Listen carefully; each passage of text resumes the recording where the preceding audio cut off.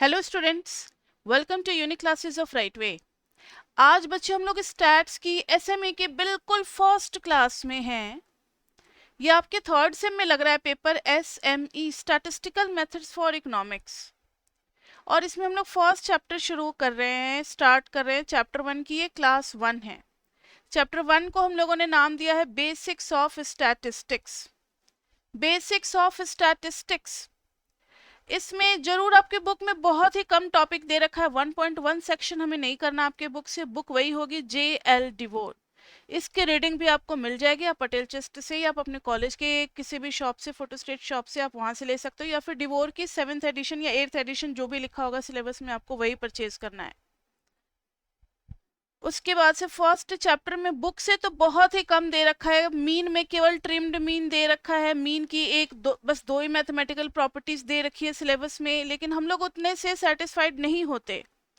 तो हम लोग ना स्टैटिस्टिक्स का थोड़ा लंबा रेंज बना करके चलते हैं, बेसिक्स ऑफ स्टैटिस्टिक्स, जिसमें आपको पढ़ाए जाएंगे मीन, मीडियन, मोड।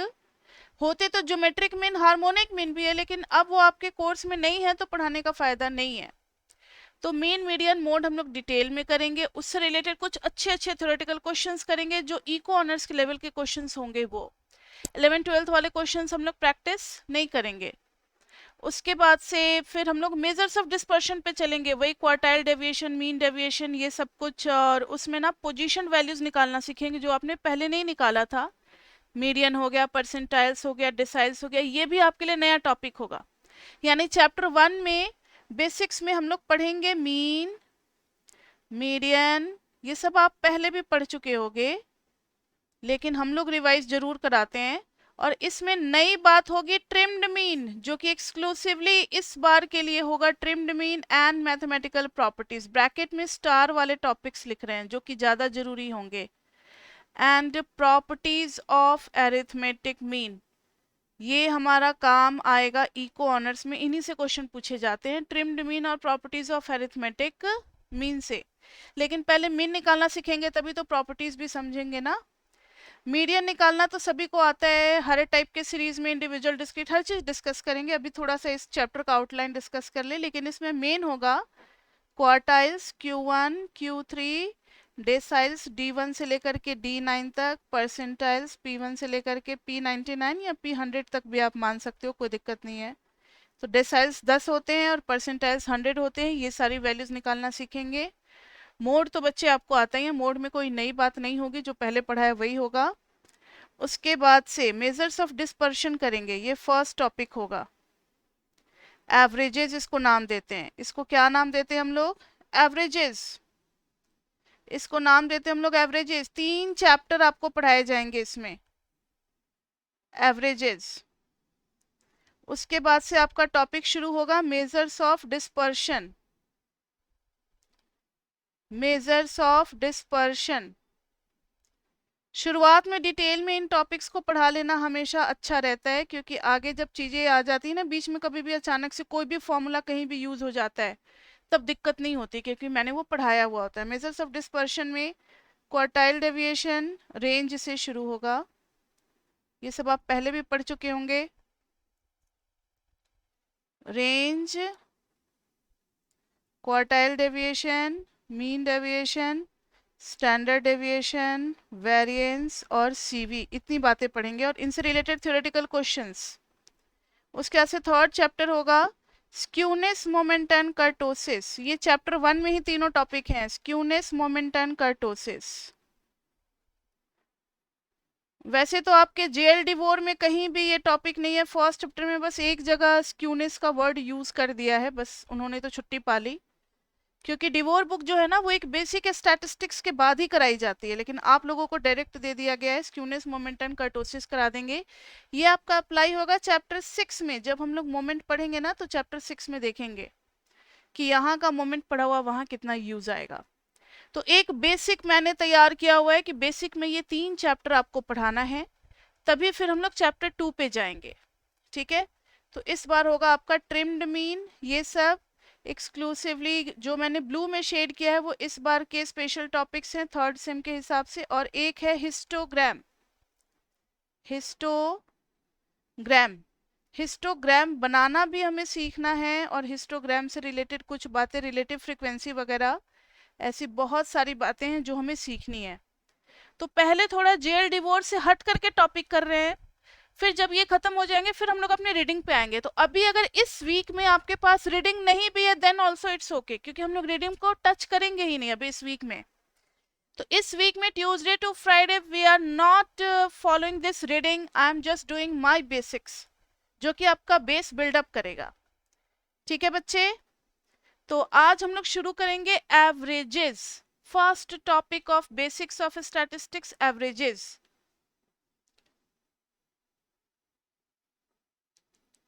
एवरेजेस, तो एवरेजेस जानने के लिए सबसे पहले आपको स्टैटिस्टिक्स का, जैसे कोई भी बच्चा पढ़ाई करता है तो सबसे पहले उसको वो राइटिंग सिखलाया जाता है ना, क ख ग घ, हिंदी की वर्णमाला, या फिर इंग्लिश में A B C D letters, या 1 2 3। वैसे ही एवरेजेस का सबसे पहला वर्ड है, that is data. Data, what is data? Can anybody tell me data क्या होता है? Yes, what is data? कुछ भी बोलो, जो भी गलत सही आता है। मेरे क्लास में गलत सही, गलत बोलने वाले को और ज्यादा अप्रिशिएट करते हैं कि बोला तो सही, कम से कम नहीं बोलने से तो अच्छा है आप गलत बोलो। ठीक है, Riya Suri, okay, any other? What is, okay Deepanshu, anyone else? Okay, reference, new word, okay, anyone else? चलो ओके, काफी सारे वर्ड हमारे पास इकट्ठा हो गए हैं। तो ये है collection of raw information, collection of, just a minute, सारे बोल्ड बोल्ड बने पड़े हैं। Collection of collection of raw information, raw information used for further calculation. तो जिन्होंने रेफरेंस बोला उनका भी सही है, इंफॉर्मेशन का कलेक्शन भी सही है। तो collection of raw information, raw word होता है, रॉ पे आपको हंसना बिल्कुल भी नहीं है। डेटा में यूज किया जाता है raw data and cooked data. Raw data जिसपे कोई कैलकुलेशन नहीं किया गया। मैंने अगर आपको कहा कि डीयू बच्चों का एवरेज हाइट निकालो, तो आपने दो लिस्ट तैयार की होगी, एक पेपर लिया होगा, उसको दो कॉलम में डिवाइड किया होगा। फर्स्ट कॉलम में आपने नेम ऑफ द स्टूडेंट लिखा होगा, दूसरे कॉलम में आपने हाइट मेजर करके लिखा होगा, and you haven't done any calculation over this. Have you taken summation? Have you taken square root? Have you taken square? Have you taken anything product वगैरह? Nothing. So it is raw data. So collection of raw information used for further calculation, that is called data. And cooked data is, suppose if you are finding the average of all the values, then that will be cooked data. Cooked data in the sense आपने कुछ calculation करके निकाला है, तो that is called cooked data. और एक छोटी सी बात बता दे, जो कि आपको कहीं भी कोई भी इंसान आपको कंफ्यूज कर सकता है कभी अगर आपका वाइवा या इंटरव्यू वगैरह हो। What is datum? तो datum is single information, single information is called datum. Suppose marks of single student, that is datum. So I will ask you, what is your datum? What is your datum regarding the marks? तो आप marks का information जो आप मुझे देखो, तो we can't call it data because ये single figure होगा, तो single figure और single value is called datum. और जब बहुत सारे बच्चों का आ जाएगा तो that will be called data. तो डेटम और डेटा में आप फर्क समझ गए। इट्स नॉट डाटा, बहुत सारे बच्चे डाटा डाटा बोलते हुए आते हैं, it's not data, it's data. तो सिंगल इंफॉर्मेशन। अब डेटा को हमें कलेक्ट करना है, कलेक्शन करना है, आखिर स्टोर तो करना है। तो स्टोरेज ऑफ डेटा किस तरीके से करेंगे?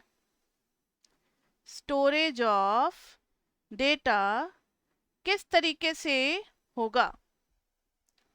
तो ध्यान से देखो, स्टोरेज ऑफ डेटा जो है ना, वो होता है थ्रू डेटा सीरीज। किसी को याद है कितने टाइप के डेटा सीरीज होते हैं? आप लोगों ने पढ़ रखा होगा, जल्दी बताओ, डेटा सीरीज कितने टाइप के होते हैं?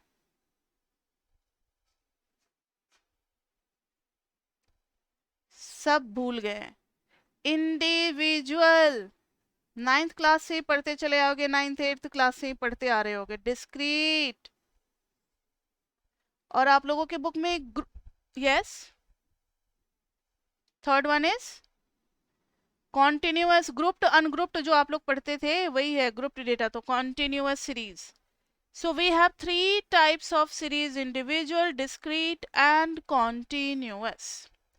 इंडिविजुअल में x as it is लिखा रहेगा. अगर ये रिपीट कर रहा है कोई बात नहीं, फिर भी रिपीट करेगा, जितनी बार आना है आए, कोई फर्क नहीं पड़ता. लेकिन डिस्क्रीट में x और f होगा, x और f होगा. लाइक 2 3 4. अभी ऊपर वाला ही एग्जाम्पल ले ले. 5 6 8 10. 2 कितनी बार आ रहा है देखो तो जरा. 2 कितनी बार आ रहा है? 1 2 3. 3 टाइम्स आ रहा है. So you just write down 3. Frequency is number of repetition. 3 कितनी बार आ रहा है? 1 2. 4 कितनी बार आ रहा है? 1. 5 कितनी बार आ रहा है? 1 6 1 8 1 10 1. मुझे पता है कुछ बच्चों को बहुत इजी लग रहा होगा, लेकिन आप इसी सेमेस्टर में देखना कि एक महीने बाद क्या सीन होने वाला है इस बैच का. स्टार्टिंग तो हमेशा बच्चे इजी से ही किया जाता है किसी भी चीज का.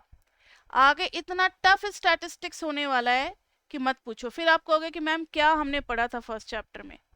तो बहुत बड़ा ट्रांजिशन हम लोग लेने वाले हैं, इतना इजी लेवल से. और 9th चैप्टर, माय गॉड, वो इतना टफ होगा.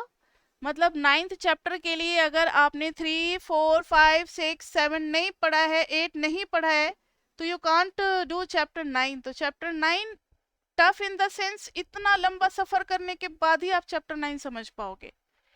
तो बहुत बड़ा हम लोग ट्रांजिशन लेने वाले हैं. फर्स्ट क्लास और लास्ट क्लास में कहीं कोई कंपैरिजन ही नहीं होगा. There will be a great difference. तो आप पेशेंस रखें, बहुत कुछ है पढ़ने को.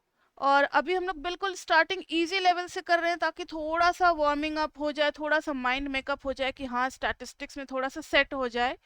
फिर हफ्ते 10 दिन बाद थोड़ा सा लेवल बढ़ेगा, फिर धीरे धीरे लेवल बढ़ता ही जाएगा. और लास्ट क्लास तो पता नहीं क्या होगा. ठीक है, तो चलो कंटिन्यूअस. और आपको पता है कि हमारे क्लास में 2 मीटिंग तो कम से कम लगती ही है, 3 मीटिंग भी लगती है. तो जैसे ही मीटिंग खत्म हो जाए ऑटोमेटिकली आपको फिर से नया मीटिंग ज्वाइन करना होता है. So our classes are till 9:30. तो ये मीटिंग भी खत्म होते ही आप लोग नए मीटिंग के लिए ज्वाइन कर लेना. यहाँ देखो कॉन्टिन्यूअस में जब बहुत ज्यादा डेटा हो जाता है और डिफरेंस काफी कम कम कम, लाइक सब क्लोज वैल्यूज होंगी, डेसिमल का फर्क होगा या बहुत कम कम फर्क होगा, तब हम लोग क्लास बनाते हैं और फ्रीक्वेंसी बनाते हैं. Like 0 to 10, 10 to 20, 20 to 30. Frequency is 3 8 12 like this way. अभी मैंने कुछ भी रैंडमली लिख दिया है, कुछ भी. तो क्लास का मतलब है कि 0 से 10 में कितनी वैल्यूज आ रही है. There are 3 information from 0 to 10. अब ये कौन सी है हमें नहीं पता. 1 भी हो सकती है, 9 भी हो सकती है, 8 भी हो सकती है, कुछ भी हो सकती है. फिर 10 से 20 में 8 है, यहाँ 12 है. तो इस टाइप के डेटा सीरीज को हम लोग कॉन्टिन्यूअस कहते हैं. तो हमने देखा इंडिविजुअल, डिस्क्रीट और कॉन्टिन्यूअस. तो डेटा के बारे में जान गए, ठीक है. Storage of data, data series भी जान गए. अब हम लोग एक वर्ड पे आ रहे हैं, एवरेजेस. फिर हम लोग फर्स्ट टॉपिक शुरू करेंगे चैप्टर 1 का. एवरेज के बारे में कोई कुछ बोल सकते हो? What is average? Yes anybody? Average किसको कहते हैं? अरिजीत? नहीं नहीं, ये तो मैथमेटिकल फॉर्मूला है. अवलीन, एवरेज? नो. दीपांशु? जैसे जैसे स्क्रीन पे नेम दिखता जा रहा है. यस. गीतांजलि? माइक ही नहीं ऑन हो रहा इन लोगों से. यस. करिश्मा? लेना वो करिश्मा ना? करिश्मा? मेघना? कोई नहीं बोलना चाहता. मरलीन, निधि, प्राची, प्रसन्न, प्रियांशी? प्रियांशी?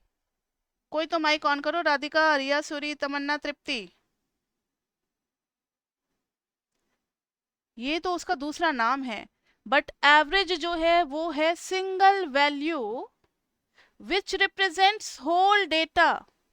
अ single value which represents whole data, जो पूरे डेटा को रिप्रेजेंट करता हो. Which represents whole data. अब हमारे रिस्पेक्टेड प्राइम मिनिस्टर कहीं जाते हैं और वो किसी पैक्ट या ट्रीटी पे साइन करते हैं, दुबई के साथ, यूएसए के साथ, किसी के भी साथ, ठीक है, कहीं भी गए, एक मीटिंग हुई, वहां पे साइन किया, अगले दिन न्यूज़पेपर में आ जाता है, न्यूज में, टीवी पे, हर जगह, इंडियंस ने इस पैक्ट पे साइन किया, इस ट्रीटी पे साइन किया। तो हम लोग तो सरप्राइज्ड हो जाते हैं, हमने कहीं साइन किया था। किसी का माइक शायद ऑन है, इको प्रोड्यूस हो रहा है, प्लीज आप अपना माइक अनम्यूट कर लीजिए। तमन्ना, ओके, नाउ सी, क्या हमसे पूछा गया था? मैंने तो कहीं नहीं साइन किया, फिर सारे इंडियंस उस पर साइन कैसे कर दिए? तो India is a huge nation, बहुत बड़ा पॉपुलेशन है, यहाँ हर इंसान से साइन कराना पॉसिबल नहीं है। तो हमारे रिप्रेजेंटेटिव पूरे कंट्री के, पूरे नेशन के पीएम है, प्राइम मिनिस्टर है। अगर उन्होंने किसी के साथ झगड़ा कर लिया तो इंडिया ने झगड़ा कर लिया, अगर उन्होंने किसी के साथ दोस्ती कर ली तो इंडिया ने दोस्ती कर ली। तो he is representing our country. In the same way, from the huge population, average is a single value which represents the whole data. अब एवरेज के बीच में जो प्रॉपर्टीज होगी वही पूरे डेटा का मान लिया जाएगा। अब आपने इकोनॉमिक्स अगर पढ़ा होगा 11th-12th में, तो एक चीज होता है इकोनॉमिक ग्रोथ मेजर करने का, स्टैंडर्ड ऑफ लिविंग, आपने पढ़ा होगा। अगर किसी कंट्री का स्टैंडर्ड ऑफ लिविंग बहुत मतलब ज़्यादा है, तो हम कहते हैं कि उसका ज़्यादा डेवलपमेंट है या वो ज़्यादा अच्छे कंडीशन में है, ठीक है। अब मान लो हम इंडिया से ले लेते हैं अंबानी का इनकम ले लेते हैं, अंबानी को कंपेयर करते हैं यूएसए के क्लर्क से। अब यूएसए का क्लर्क जो है इंडिया के अंबानी से कंपेयर किया जाएगा तो कोई कंपैरिजन ही नहीं, हम लोग खुश हो जाएंगे, अरे इंडियन आ गए, इंडियन आ गए। ऐसा थोड़ी होगा। इंडिया में रिच पीपल बहुत ज्यादा है, इनकम बहुत ज्यादा है, लेकिन at the same time population भी तो बहुत ज्यादा है। पॉपुलेशन इतना ज्यादा है कि पर हेड इनकम क्या हो जाता है, कम। तो जब हर एक इंसान का एवरेज स्टैंडर्ड ऑफ लिविंग निकाला जाएगा तो वो यूएसए के एवरेज स्टैंडर्ड ऑफ लिविंग से क्या होगा, कम होगा। तब हम कहेंगे कि इंडिया जो है वो यूएसए से अभी भी थोड़ा सा पीछे है। तो हमने सिर्फ एवरेज निकाला और एवरेज को कंपेयर किया और एक डिसीजन पे पहुंच गए।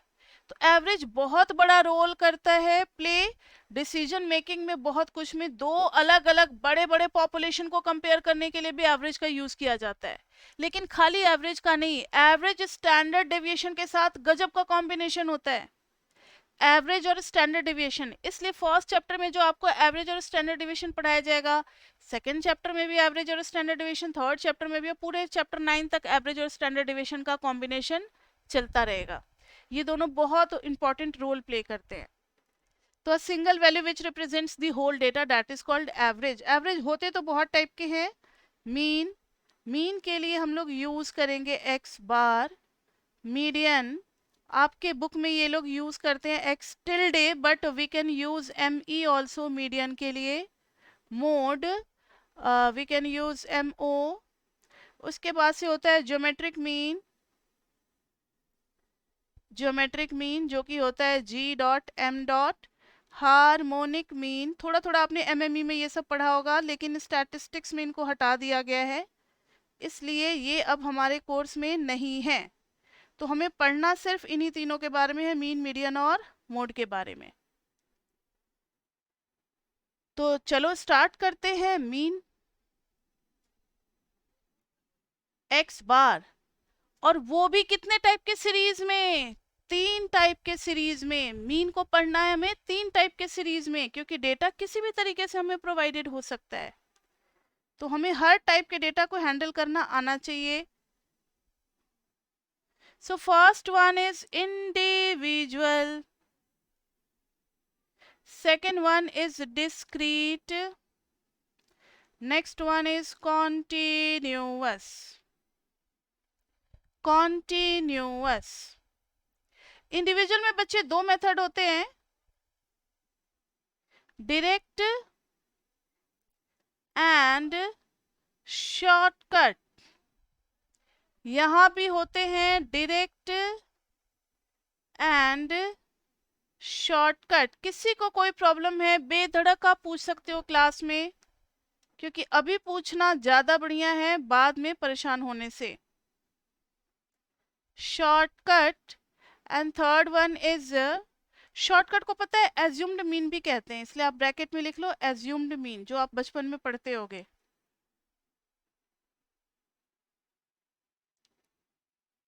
Assumed mean, when I was student ना, मुझे स्टैटिस्टिक्स बिल्कुल भी पसंद नहीं था। मतलब अगर कोई स्टैटिस्टिक्स का नाम ले लेता तो मेरा हेडेक होने लगता था। हेडेक इसलिए क्योंकि स्टैटिस्टिक्स पढ़ते वक्त तो सब कुछ समझ में आ जाता है, लेकिन जब करने चलो, और कैलकुलेटर तो अलाउड होता नहीं था स्कूल में, कॉलेजेस में कैलकुलेटर अलाउड होते हैं ना, स्कूल में कैलकुलेटर अलाउड होता नहीं था। इतना लंबा समेशन निकालना है, कुछ ना कुछ गड़बड़ हो ही जाएगा, कुछ ना कुछ कहीं कैलकुलेशन मिस्टेक हो ही जाएगा, कहाँ कैलकुलेशन मिस्टेक हुआ पता ही नहीं। मतलब उसमें मुझे फेथ नहीं रहता था कि ये मुझे स्टैटिस्टिक्स जो है ये कभी भी फुल मार्क्स दिला पाएगा। तो मेरे क्लास 10th में और 12th में मेरे टाइम में ऑप्शन आते थे काफ़ी ज़्यादा मैथमेटिक्स में, तो ये हम सोच करके पहले से ही प्री ऑक्यूपाइड माइंड से जाते थे पेपर करने कि मुझे स्टैटिस्टिक्स का क्वेश्चन नहीं करना है। Then I was feeling so much relaxed कि ये नहीं करना मुझे। कैलकुलस वगैरह ये सब बहुत मज़ेदार था, मेंसुरेशन बचपन में बहुत अच्छा लगता था, लेकिन ये स्टैटिस्टिक्स मुझे बड़ा बोरिंग लगता था।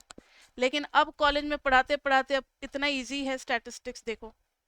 तो शॉर्टकट एज्यूम्ड मीन,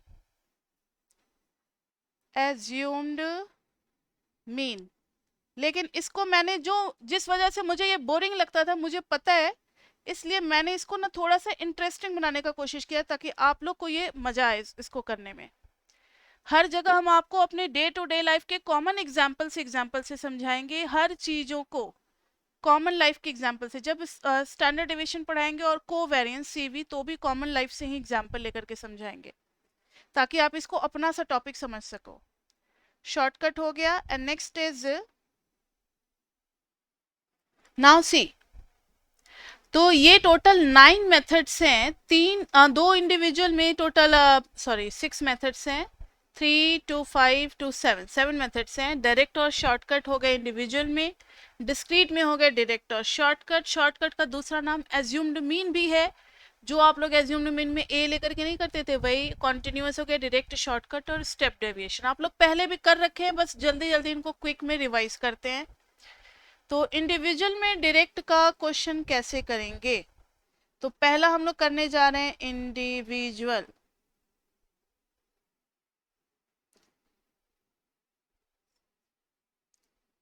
इंडिविजुअल में डायरेक्ट,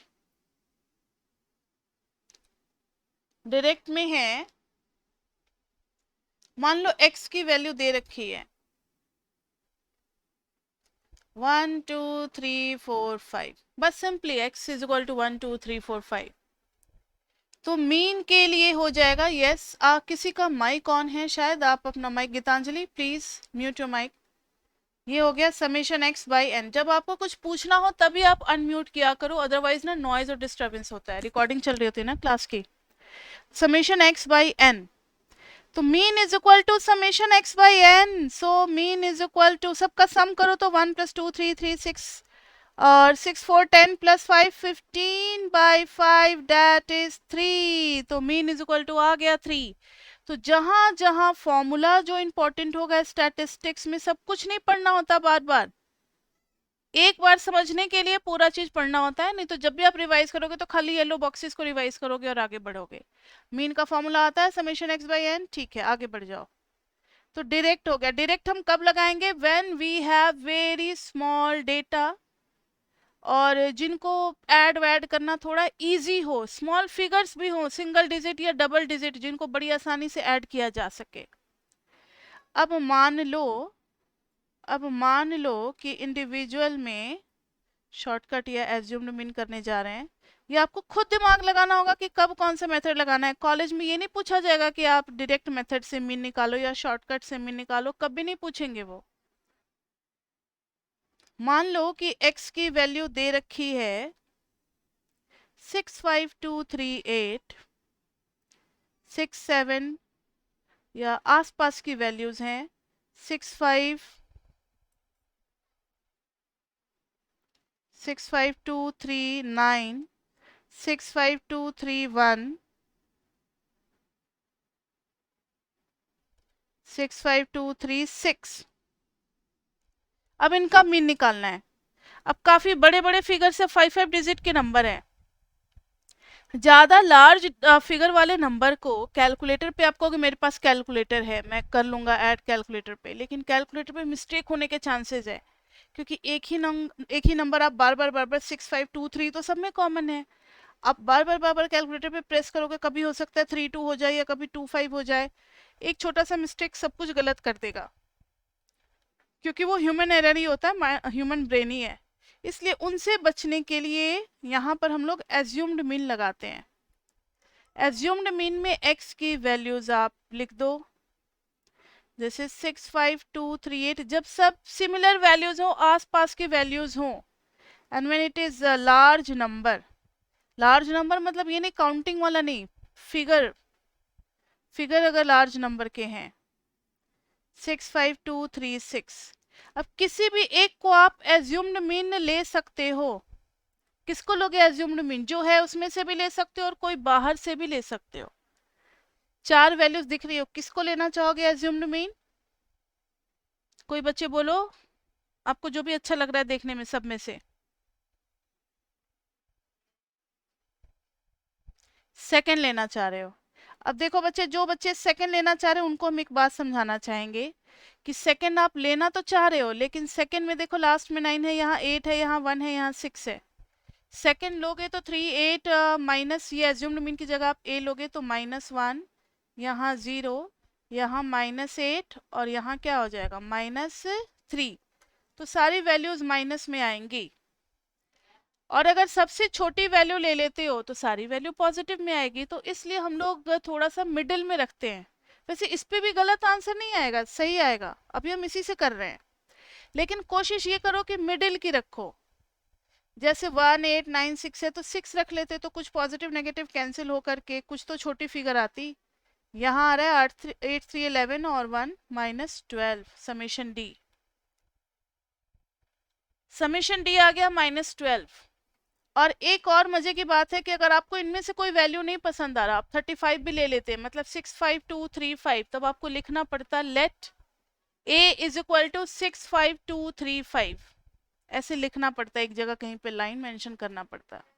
अब बाहर की वैल्यूज भी ले सकते हो, क्योंकि लेने में कोई दिक्कत नहीं है, क्योंकि यहाँ ना मीन का फॉर्मूला हो जाता है, जो आपने सब्ट्रैक्ट किया था उसको ऐड तो करना ही है। देखो ना, इतने बड़े बड़े फिगर को आपने इतना छोटा कैसे बना दिया? स्टैटिस्टिक्स में ऐसा तो अलाउड होता नहीं है, अगर आपने छोटा बनाया तो लास्ट में फिर आपको ऐड करना पड़ेगा, समेशन डी बाई एन। तो this is the formula to find the mean. याद आ रहा है सब कुछ? अब फटाफट निकाल लो mean. What was assumed mean? तो आपने अंडरलाइन करके तो रखा हुआ होगा एज्यूम्ड मीन को, इस अंडरलाइन को हटा दो। 65239 plus -12 by how much is data 1 2 3 4, number of observation 4, 4 से गया 3, तो मीन आ गया 65236। This is our average value. तो जब लार्ज फिगर हो, रीड आउट करते वक्त लार्ज लार्ज नंबर्स हो, तो फिर आप एज्यूम्ड मीन लगाओ, जब छोटे छोटे हो तो फिर आप डायरेक्ट लगा लो। आप इसको भी चाहते तो डायरेक्ट से कर सकते थे, सेम ही आंसर आता। क्लियर बच्चे? Individual complete? किसी को कोई डाउट है इंडिविजुअल में तो पूछ सकता है। Next is discrete. डिस्क्रीट में डायरेक्ट मेथड से बढ़ते हैं हम लोग। डायरेक्ट में होंगे x और f, तो हमें डिस्क्रीट है तो गिवन होगा ही। फॉर एग्जाम्पल अभी आप डेटा ले लो 3 2, अच्छा इंक्रीजिंग ऑर्डर में रखना सही होता है, 1 3 9 10 15 2 3 7 4 और फिर 2। सपोज करो ये क्वेश्चन है हमारा, तो डायरेक्ट मेथड में अच्छा ये क्या इसमें कितने नंबर ऑफ ऑब्जर्वेशन है? कोई मुझे बता सकता है कितने कितने नंबर्स होंगे, कितने वैल्यूज होंगे, या कितने ऑब्जर्वेशन होंगे? देखो, अगर आप इस डेटा को पूरा एक्सपैंड करते ना तो इट वाज लाइक दिस, 1 1 1 2 बार आया होता, 3 भी 3 टाइम्स आया होता, 9 कितनी बार आया होता, 7 टाइम्स आया होता, 10 कितनी बार, 4 टाइम्स, और 15 2 टाइम्स। तो 1 2 3 4 5, यानी आप इनके नंबर्स को ही तो ऐड कर रहे हो ना, यानी फ्रीक्वेंसी को ऐड कर रहे हो। तो आप जब समेशन एफ करोगे तो आपको मिलेगा नंबर ऑफ ऑब्जर्वेशन। ये बहुत बड़ा टेक्निक है, स्टैटिस्टिक्स में, पूरे स्टैटिस्टिक्स में फॉर्मूला लर्न करने का बहुत आसान सा टेक्निक है कि जो भी इंडिविजुअल में n होता है, डिस्क्रीट में वो समेशन f हो जाता है. Summation f is how much? 3 plus 2, 5, 7, 12, 4, 16 to 18. That means there are 18 observation. So n will be replaced with summation f. Summation f will be number of observation in the case of discrete series. अब ये सारे 1 का summation कितना हो जाएगा? ये देखो ना, 1 plus 1 2, तो वो निकलता है fx से, यानी सारे 1 का समेशन 2. ये 3 भी 3 प्लेसेस पे आ रहे होंगे, तो 3 3 6 3 9 मल्टीप्लाई करके 9 7 जा 63, 10 4 जा 40, 15 2 जा 30, यहाँ सम कर देंगे तो this will be sum of all the observation. इसका पूरा सम, पूरे का सम देखो तो 9 to 11 और 63 और 11 74 और 140 7 4 114 और 30 144. तो समेशन जो इंडिविजुअल में समेशन x होता था, अब वो समेशन fx हो गया. जो इंडिविजुअल में समेशन x होता था, अब वो समेशन fx हो गया. जो पहले n होता था, अब वो समेशन f हो गया है. फॉर्मूला में भी चेंज होगा. चलो फटाफट करते हैं. पहले फॉर्मूला था समेशन x बाई n, अब फॉर्मूला क्या हो जाएगा जल्दी बताओ. ये इंडिविजुअल का फॉर्मूला है. इंडिविजुअल से ही हर जगह डिस्क्रीट बनता है, याद रखना. चाहे सेकंड टॉपिक कर रहे होंगे हम लोग, डिस्पर्शन या फिर स्क्यूनेस मोमेंट कर्टोसिस, कुछ भी करेंगे, कहीं भी हर जगह यही रूल लगेगा कि समेशन x को रिप्लेस कर देना है समेशन fx से और n को रिप्लेस कर देना है समेशन f से. Now this is the formula to find mean by direct formula in discrete series. चलो वैल्यूज फटाफट पुट करो. What is the value of summation of x? 144. 18 18 के टेबल में आता है क्या? 18 8 जा होता है. मुझे नहीं पता, देखो तो 18 के टेबल में आ रहा है या नहीं.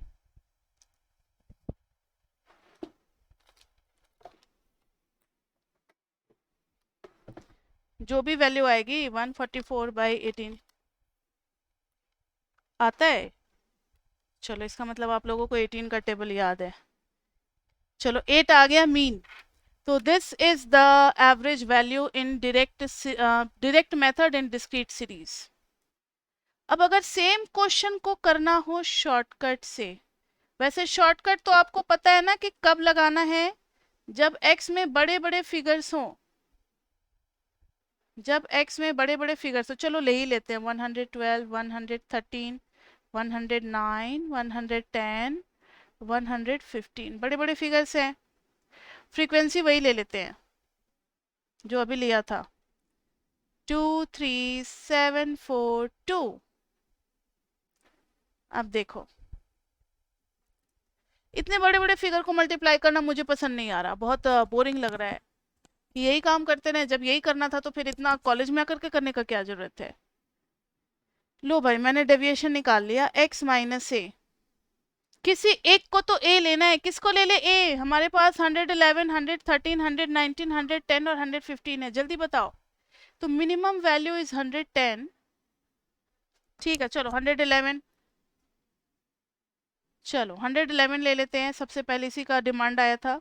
111 minus 111 is 0. 113 minus 111 is 2. 119 minus 111 is 8. कोई भी ले सकते हो. -1 और इधर आ गया -4. लेकिन ये तो सिंगल x की है ना डेविएशन.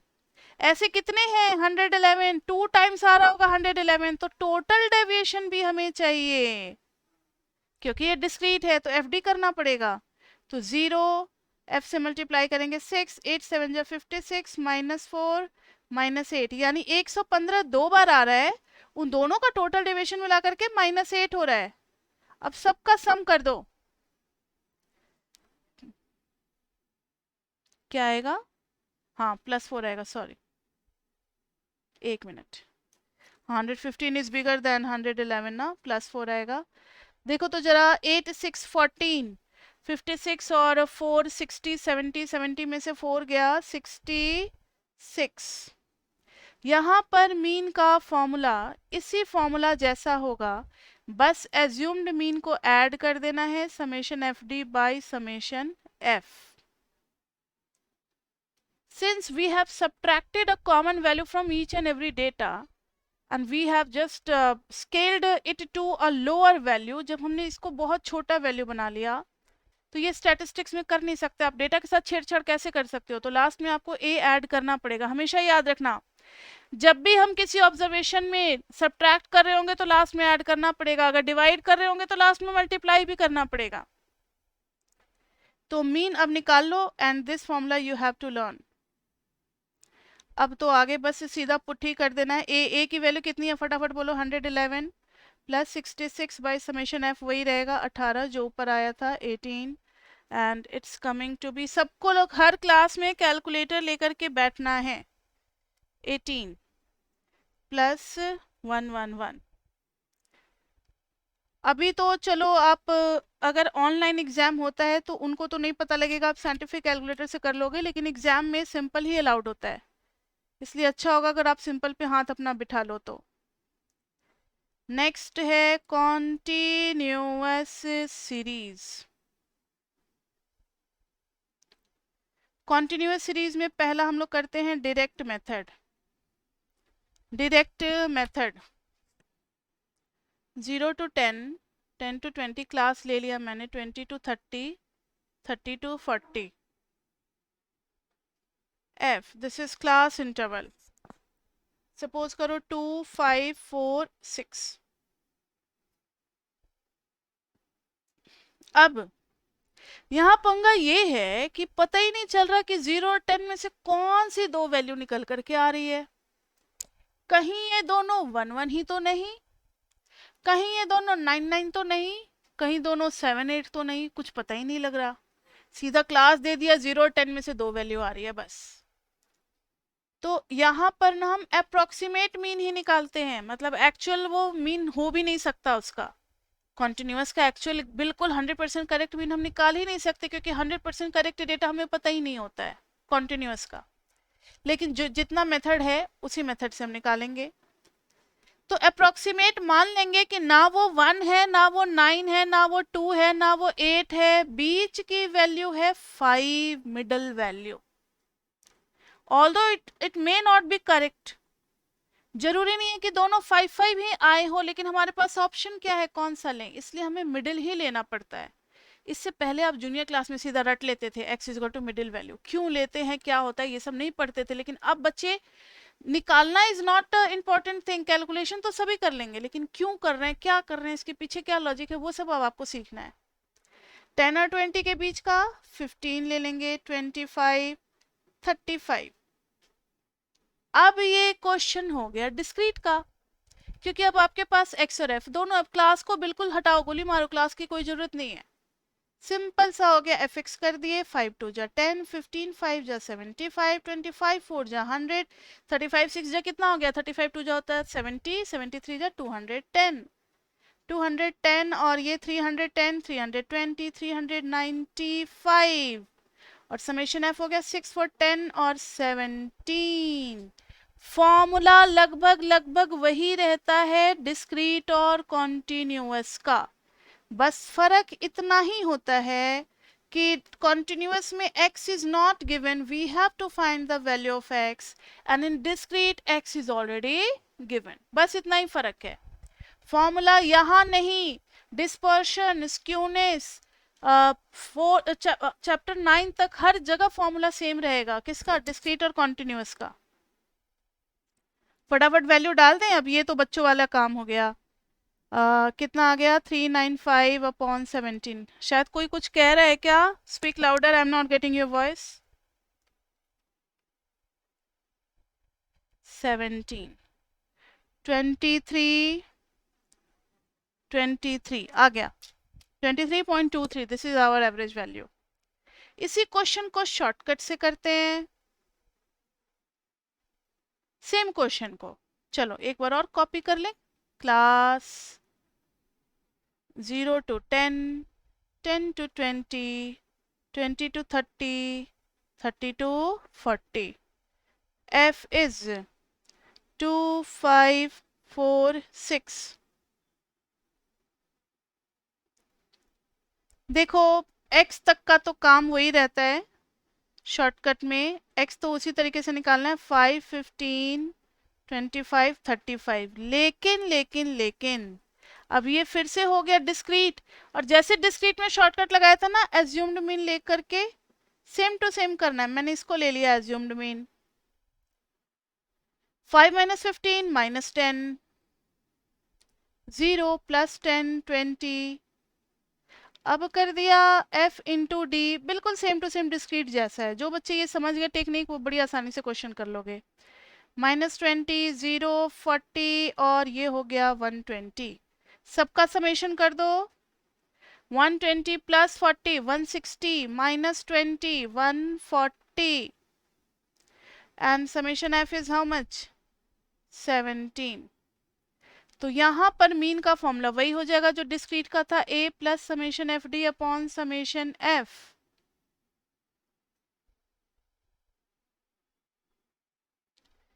तो इसको भी थोड़ा कलर कर दे। जितनी भी चीजें बॉक्स में कलर की जा रही हैं only you have to remember those formula. और फॉर्मूला को आप रट्टा ऐसे बिना सोचे समझे ना मारे, अगर सोच समझ लोगे तो फायदे में रहोगे, क्योंकि बहुत कुछ रटना है इस पेपर में, बहुत सारे फॉर्मूले आएंगे।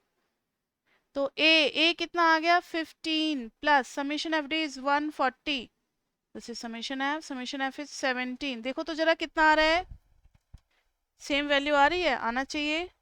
140 डिवाइडेड बाय 17, 8.23 और 15 में, हाँ आ गया। 8.23 को 15 में ऐड करेंगे 23.23, आना ही है सेम। शॉर्टकट हो गया। And the last one is step deviation method.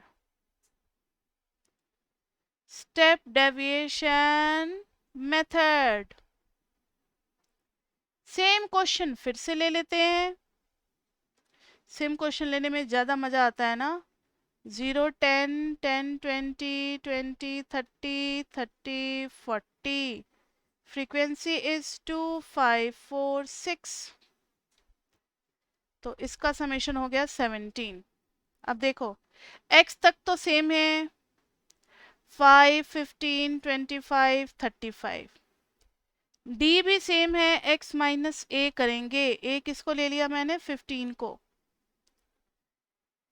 5 minus 15 कितना हो गया -10, ये हो गया 0 प्लस 10 20। लेकिन थोड़ा सा यहाँ पर लेकिन वेकिन लग गया, इफ एंड बट, ये आ गया d dash, this is not complete d। Final deviation अभी निकालना बाकी है, नाम इसका क्या है स्टेप डेविएशन। स्टेप डेविएशन का मतलब है हम इसको किसी एक स्टेप से डिवाइड करेंगे और इसका स्केलिंग करेंगे, और वो चीज है क्लास हाइट, जिसको h या i, दोनों से किसी किसी बुक में h होगा, किसी किसी बुक में i होगा। दिस इज क्लास हाइट या फिर क्लास विड्थ भी बोलते हैं। ये वैल्यू हो जाती है अपर माइनस लोअर। देखो तो यहाँ अपर वैल्यू है 0 और लोअर वैल्यू है 10, तो यहाँ पे h की वैल्यू कितनी हो गई 10, यहाँ पर h की वैल्यू कितनी हो गई 10, यहाँ पर h की वैल्यू कितनी हो गई 10। सब जगह सेम है, बहुत बढ़िया, सब जगह h की वैल्यू सेम आ गई। तो अब ये फॉर्मूला हम लोग लगा सकते हैं, d is equal to D dash upon h, या फिर आप d का फॉर्मूला लर्न कर सकते थे x माइनस ए अपॉन h, बात एक ही है।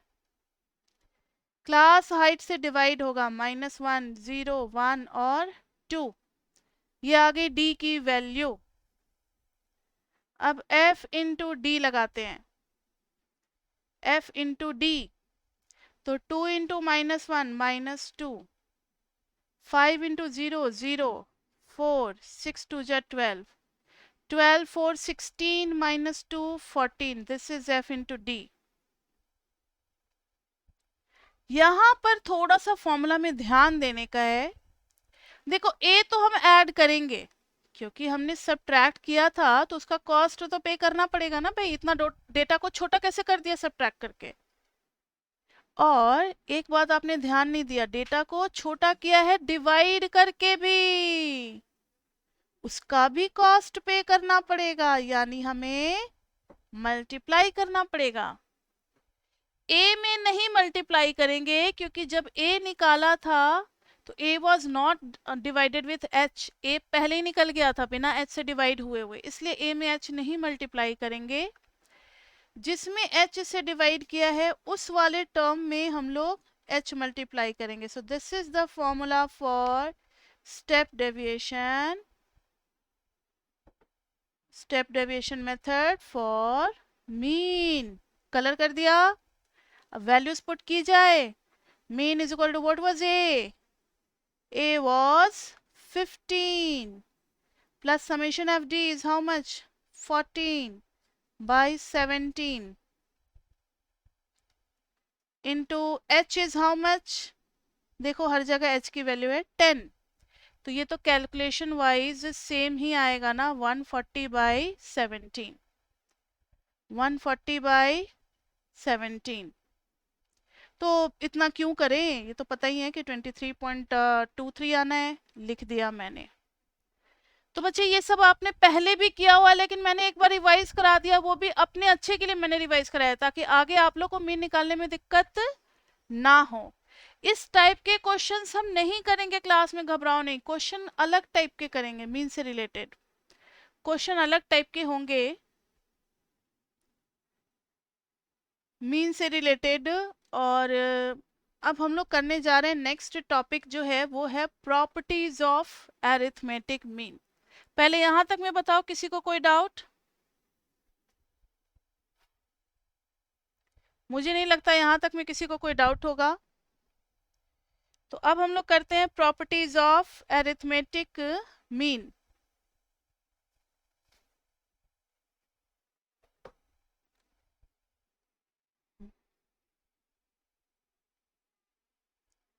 एक मिनट।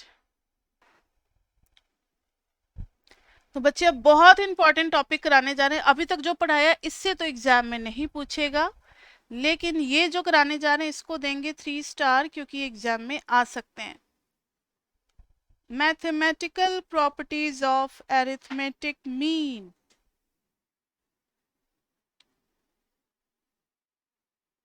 एरिथमेटिक मीन को शॉर्ट फॉर्म में हम लोग ए डॉट एम डॉट यानी एक्स बार भी कहते हैं। ठीक है, तो पहला है सम ऑफ, ध्यान से लैंग्वेज सुनना क्योंकि लैंग्वेज में ही छुपा है इसका meaning. Sum of all the deviations, sum of all the deviations taken from actual mean is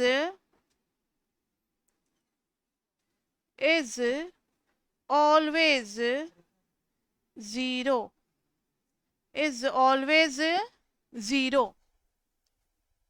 अब ध्यान से सुनो क्या क्या लिखा हुआ है, हर वर्ड का अपना एक मीनिंग है। Sum of what? डेविएशंस। तो डेविएशन तो हमेशा x माइनस ए होता है, हम लोगों ने पढ़ा है, लेकिन इन्होंने क्लियर कर दिया कि हमें एक्चुअल मीन से डेविएशन लेना है, यानी x बार इज के लिए मैथमेटिकल सिंबल कौन सा हम लोग यूज करते हैं? Is equal to. अगर आपने बचपन में लैंग्वेज वाले क्वेश्चन किए होंगे, age of father is twice of age of son, तो वहां पर इज के लिए हम लोग इज इक्वल टू देते थे, तो वही इज इक्वल टू 0। तो मैथमेटिकली ये मीनिंग हुआ फर्स्ट प्रॉपर्टी का। और ये बच्चे आपको याद कर लेना है, क्योंकि हम आपको बार बार कहते हैं, हम आपसे पूछेंगे फिर से, डिस्पर्शन में भी पूछेंगे और मोमेंट में भी पूछेंगे, स्क्यूनेस में भी पूछेंगे कि what is this value. Summation of x minus X bar is what? इसकी वैल्यू की हर बार हमें जरूरत पड़ती है, याद रखना। अगर आप इसको वेरीफाई करना चाहो तो वेरीफाई भी कर सकते हो। मान लो कि x की जगह हम लोगों ने ले लिया 1 2 3 4 5। अब देखो जरा, x मीन निकालेंगे तो आ जाएगा 15 बाई 5 इज इक्वल टू 3। तो ये आ जाएगा x minus X mean 1 minus 3 minus 2, 2 minus 3 minus 1, 3 minus 3 0, 4 minus 3 1, 5 minus 3 2। देखो तो जरा, ये इसके साथ कैंसिल, ये इसके साथ कैंसिल, सबका सम करेंगे, आ गया 0। अब आपके दिमाग में एक सवाल उठ सकता है कि मैम आपने 1 2 3 4 5 ऐसी वैल्यू ली है इसलिए 0 आ रहा है। हो सकता है हम लोग कोई और कॉम्प्लेक्स वैल्यू ले ले तो उसके लिए ना हो। ऐसा नहीं है, ऐसा नहीं है, हमेशा सम 0 ही आएगा। Summation of x minus X bar will be always 0, always 0। तो ये आपको याद रखना है। वेरीफाई करवा दिया तो अब आपको याद रहेगा, इसलिए इसको येलो बॉक्स में फिर से हम लोग शेड कर देते हैं। अगर शो करने की बात आए तो आप शो भी कर सकते हैं, बहुत इजी है शो करना। To show summation x minus X bar is equal to 0। Start करो summation x minus X bar से। समेशन जो है ना वो सब पे लगता है, समेशन सब पे ब्रेक होकर के लगता है। तो ये आ जाएगा समेशन x और माइनस समेशन x बार। कांस्टेंट का summation x bar is a constant, ये बात समझ लो आज ही, ये अब बहुत बार रिपीट होगा, इसलिए इन सबको बेसिक्स कहा गया है ना, क्योंकि जो चीज यहाँ पर आपको एक टेक्निक सिखला देंगे ये बहुत जगह रिपीट होते रहते हैं, बार बार आते रहेंगे। तो कांस्टेंट का समेशन जो है वो जितने नंबर ऑफ ऑब्जर्वेशन होंगे उतनी बार आ रहा होगा कांस्टेंट, यानी n इंटू एक्स मीन। नहीं आई बात समझ में? अगर समेशन हम मीन कर रहे हैं तो जितने नंबर ऑफ ऑब्जर्वेशन होंगे उतनी ही बार समेशन होगा ना, यानी mean plus mean plus mean plus mean plus mean, यानी ये हो जाएगा। मतलब यहाँ पर जैसे 3 था, 3 प्लस 3 प्लस 3 प्लस 3 प्लस 3 कितना हो जाएगा 15। और समेशन x कितना है, यहाँ देखो समेशन x इज 15, तो 15 माइनस 15 कितना आ गया, 0 आ गया। तो वही यहाँ पर n इंटू एक्स मीन, और फिर इसकी जगह पे क्या लिखेंगे, मीन होता है समेशन x बाई n, तो summation x is equal to n into X mean. तो फिर यहाँ पर n इंटू एक्स मीन लिख देंगे, minus n into X mean is equal to 0। समझ में आई बात? तो इस तरीके से हम लोग शो कर सकते हैं। ये शो करने वाली चीजें आपके पेपर में कुछ ज्यादा ही पूछा जाता है कॉर्नर्स में। मैथमेटिकली जो भी चीजें शो करने वाली होती है ना, समेशन के हेल्प से डराइव करने वाली, ऐसी चीजों पे हमें इस बार प्रैक्टिस करना है। वो सब मीन निकाल, फाइंड आउट मीन वाला नहीं क्वेश्चन करना हमें। फिर से देखो, हमें शो करना है x minus X mean is equal to 0। Summation खुलता है और सब पे लगता है, ये बात याद रख लो। ये हर चैप्टर में हमें करना होगा, फ्रॉम चैप्टर 3 स्टार्ट हो जाएगा ये सबके साथ होना। तो समेशन x के साथ भी लग जाएगा, आप देखो ये समेशन x के साथ भी लग गया और x बार के साथ भी लग गया। x तो वेरिएबल है क्योंकि x तो चेंज करेगा ना, 1 2 3 4 ये वैल्यूज बदल रही हैं, x इज वेरिएबल। लेकिन x bar is constant, x बार तो फिक्स होता है किसी भी गिवन सीरीज के लिए। x बार इज फिक्स्ड तो हम उसको कांस्टेंट मानेंगे। स्टैट्स का रूल होता है, अगर कांस्टेंट है तो इसके साथ नंबर ऑफ ऑब्जर्वेशन मल्टीप्लाई कर दो, अगर खाली x है तो उसके साथ x ही रहने दो, और अगर सी एक्स है तो c बाहर आ जाएगा, समेशन x अंदर रह जाएगा। ये रूल्स होते हैं। तो समेशन x को हमने नहीं छेड़ा क्योंकि उसके साथ कुछ है नहीं, तो समेशन x ही रहेगा। लेकिन x बार इज कांस्टेंट तो पहला वाला रूल लगेगा और उसके साथ लग जाएगा n। और फिर इस समेशन x की जगह n इंटू एक्स बार लिख सकते हैं, वो यहाँ से लिखा हमने मीन वाले फॉर्मूला से, तो दोनों कैंसिल हो गए, आ गया 0। क्लियर?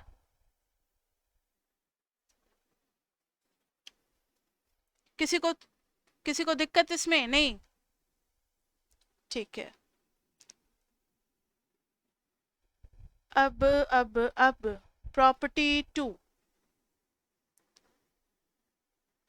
प्रॉपर्टी 2 मुझे लगता है कि नेक्स्ट क्लास में कराना चाहिए, क्योंकि आज बहुत ज़्यादा हो गया, इतना ज़्यादा सीरियस करने की क्या ज़रूरत है क्लास को। तो क्लास, क्योंकि अब बस 5 मिनट रह गए हैं, क्लास 2 में हम लोग चैप्टर 1 अभी कर रहे हैं SME का, और इसमें हम लोग करेंगे उसी टॉपिक को कंटिन्यू करेंगे, mathematical properties of mean. 4-5 properties हैं इनकी, वो चारों 5 प्रॉपर्टीज हम लोग वेरीफाई कर लेंगे, फिर मीन खत्म हो जाएगा, फिर मीडियन स्टार्ट हो जाएगा। घबराओ नहीं, मीडियन की प्रॉपर्टी नहीं है, मोड की प्रॉपर्टी नहीं है, प्रॉपर्टी खाली मीन की ही हमें पढ़नी है। मैथमेटिकल प्रॉपर्टीज ऑफ मीन में सेकेंड प्रॉपर्टी हम लोग करेंगे प्रॉपर्टी नंबर 2। उसका स्टेटमेंट भी लिख लेते हैं ताकि नेक्स्ट क्लास में हमें पता रहे कि एग्जैक्टली हमें कहां से स्टार्ट करना है। सम ऑफ, स्क्वायर ऑफ, इस बार स्क्वायर है, sum of square of deviations is minimum if deviations are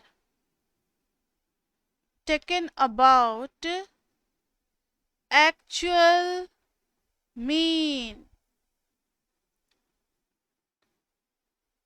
actual mean। Mathematically इसको लिख सकते हैं सम ऑफ स्क्वायर किसका, डेविएशन कहां से, ये हमें नहीं पता है, तो ए लिख दो, इज मिनिमम। अगर हमने ए की जगह क्या लिया होता, क्या लिया होता, मीन, एक्चुअल मीन। तो इसको पहले हम लोग वेरीफाई करेंगे कि इसका मीनिंग है क्या, फिर इसका प्रूफ भी करेंगे। तो वेरिफिकेशन और प्रूफ हम लोग करेंगे नेक्स्ट क्लास में। लैंग्वेज से क्लियर है बच्चे मैथमेटिकल मीनिंग इसका? ये देखो, सम, तो sum of square of deviations taken from anywhere is minimum if deviation would have been taken from actual mean। तो ये हो गई हमारी सेकंड प्रॉपर्टी, इससे हम लोग कंटिन्यू करेंगे नेक्स्ट क्लास में। थर्ड प्रॉपर्टी होगी कंबाइंड मीन वाली, चौथी प्रॉपर्टी होगी करेक्शन ऑफ मीन वाली, फिफ्थ प्रॉपर्टी होगी change of origin and change of scale. मतलब अगर हर डेटा में हम एक कांस्टेंट चीज ऐड कर दे तो मीन पे क्या इफेक्ट आएगा, अगर डिवाइड कर दे तो मीन पे क्या इफेक्ट आएगा। तो ये सारी चीजें करने के बाद फिर मीन कंप्लीट हो जाएंगे, फिर हम लोग बढ़ेंगे मीडियन पे। ठीक है, तो आज के लिए इतना ही, फिर मिलते हैं हम लोग नेक्स्ट क्लास में। लेकिन जिन भी बच्चे को स्क्रीनशॉट लेना है, आप बच्चे लास्ट में हमेशा हम लोग रुक करके आपको स्क्रीनशॉट देते हैं ताकि आप उसका स्क्रीनशॉट ले लो और नोट्स बना लो साथ ही के साथ। मेरे क्लास अपलोड होने का वेट मत करो, आज ही का आज आप रात को नोट्स बना करके फिर आराम से सो जाओ, तो उससे रिवीजन भी हो जाएगा और ज़्यादा समय तक, लंबे समय तक मेमोरी में भी वो रहेगा। ठीक है, तो जिन बच्चों को स्क्रीनशॉट लेना है वो वेट करेंगे। जिन बच्चों को भी मेरे से कुछ भी पूछना है, कुछ भी क्वेश्चन, नए बच्चे होंगे, काफ़ी पुराने बच्चों को जो भी चीज़ें पूछनी है वो वेट करेंगे। रिकॉर्डिंग यही ख़त्म करते हैं, मिलते हैं बच्चे हम लोग फिर नेक्स्ट क्लास में।